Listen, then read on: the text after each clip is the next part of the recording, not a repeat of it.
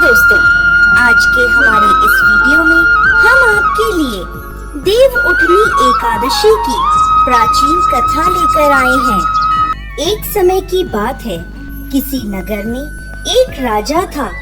उसके राज्य में प्रजा बहुत सुखी थी। एकादशी के दिन उसके राज्य में कोई भी अन्न ग्रहण नहीं करता था और न ही अन्न को बेचता था। सभी लोग फलाहार करते थे। एक बार भगवान श्री हरि ने राजा की परीक्षा लेनी चाहिए। तब भगवान श्री हरि एक सुंदर स्त्री का रूप धारण करके सड़क पर बैठ गए। जब राजा वहां से गुजरा तो उसने उस स्त्री को देखा। उसकी सुंदरता को देखकर राजा चकित रह गया। राजा ने उससे पूछा, हे सुंदरी, तुम कौन हो और इस तरह यहाँ बीच रास्ते में क्यों बैठी हो? तब सुंदर स्त्री बने भगवान बोले, मैं बेसहारा हूँ। इस दुनिया में मेरा कोई जानने वाला नहीं है। मैं किससे सहायता मांगू? राजा पहले ही उसके रूप पर मोहित हो चुका था, तो उसने उस सुंदरी से कहा, तुम मेरे साथ मेरे महल में चलो और मेरी रानी बनकर रहो। यह सुनकर वह सुंदरी बोली, मैं तुम्हारी बात मान लूंगी, पर तुम्हें इस राज्य का अधिकार मुझे सौंपना होगा। राज्य पर मेरा पूर्ण अधिकार होगा। मैं जो भी बनाऊंगी तुम्हें खाना होगा। राजा उसके रूप पर मोहित था, इसलिए उसने उस सुंदरी की सभी शर्तें स्वीकार कर ली और उस सुंदरी को अपने महल में ले गया और उससे विवाह कर उसे रानी बना लिया। अगले ही दिन देव उठनी एकादशी थी। उस सुंदरी ने सभी को आदेश दिया कि बाजारों में बाकी दिनों की तरह अन्न बेचा जाए। उसने महल में मांसाहारी भोजन पकवाया तथा परोसकर राजा को खाने के लिए कहा।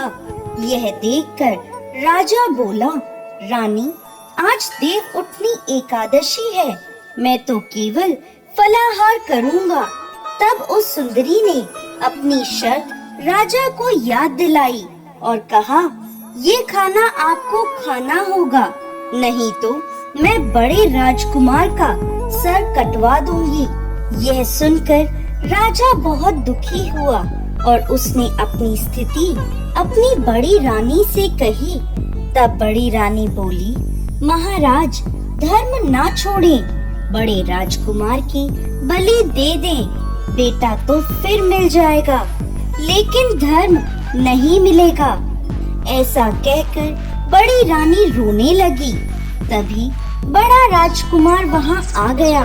माँ की आंखों में आंसू देखकर राजकुमार ने अपनी माँ से रोने का कारण पूछा। तब बड़ी रानी ने राजकुमार को सारी बात बता दी। इस पर राजकुमार बोला, मैं सिर कटवाने के लिए तैयार हूँ। पिताजी के धर्म की रक्षा जरूर होगी। राजा दुखी मन से राजकुमार का सिर देने के लिए तैयार हो गया। तब उस सुंदर स्त्री के रूप में भगवान विष्णु ने प्रकट होकर असली बात बताई और कहा, हे राजन, तुम इस कठिन परीक्षा में उत्तीर्ण हुए हो। भगवान ने प्रसन्न मन से राजा को वर मांगने के लिए कहा। तब राजा बोला, हे प्रभु, हमारे पास आपका दिया सब कुछ है। आप हम पर अपना आशीर्वाद बनाए रखें और हमारा उद्धार करें। उसी समय वहां एक विमान उतरा। राजा ने बड़े राजकुमार को राज्य सौंप दिया और विमान में बैठकर परम धाम को चला गया। हे भगवान विष्णु, जैसे आपने राजा का उद्धार किया, उसी प्रकार इस कथा को सुनने वाले, पढ़ने वाले, हुंकारा भरने वाले सभी पर कृपा करना। जय श्री हरि विष्णु। कार्तिक मास के शुक्ल पक्ष की एकादशी को देव उठनी एकादशी कहा जाता है। देव उठनी एकादशी को भगवान विष्णु क्षीर सागर में 4 महीनों के शयन के बाद जागते हैं। ऐसी मान्यता है कि आषाढ़ शुक्ल पक्ष की एकादशी को देवशयनी एकादशी होती है, जब भगवान श्री हरि विष्णु सभी देवी देवताओं के साथ क्षीर सागर में 4 महीनों के शयन के लिए चले जाते हैं, जिसे आम भाषा में तारा डूबना भी कहा जाता है। इन 4 महीनों के दौरान कोई भी शुभ कार्य नहीं किया जाता, शादी विवाह भी नहीं होते। देवउठनी एकादशी को भगवान विष्णु के जागने के साथ ही मांगलिक और शुभ कार्यों की शुरुआत हो जाती है। देवउठनी एकादशी को तुलसी विवाह के नाम से भी जाना जाता है। इस दिन से शादियों का शुभ आरंभ हो जाता है। सबसे पहले तुलसी माँ की पूजा होती है और फिर धूमधाम से तुलसी विवाह का आयोजन होता है। तुलसी जी का विवाह शालिग्राम के साथ किया जाता है। शालिग्राम भगवान विष्णु का ही प्रतिरूप है।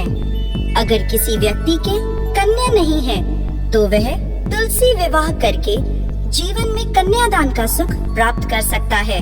तुलसी पूजन के लिए सुबह जल्दी उठकर नहा धोकर तुलसी जी को जल चढ़ाना चाहिए।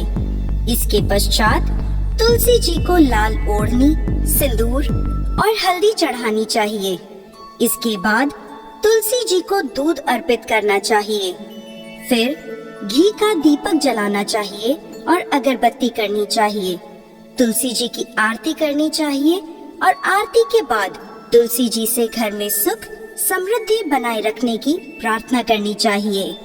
दोस्तों, देवउठनी एकादशी के बारे में कहा जाता है कि इस दिन रात जगानी चाहिए और उपवास करना चाहिए। आज के दिन उपवास करने से 1000 अश्वमेघ यज्ञ और 100 राजसूय यज्ञों का फल मिलता है। पितृदोष से पीड़ित लोगों को अपने पितरों के लिए यह व्रत जरूर करना चाहिए। इस दिन विधि विधान से पूजा करना बड़ा ही लाभदायक साबित होता है और जीवन के अंत में मोक्ष की प्राप्ति होती है।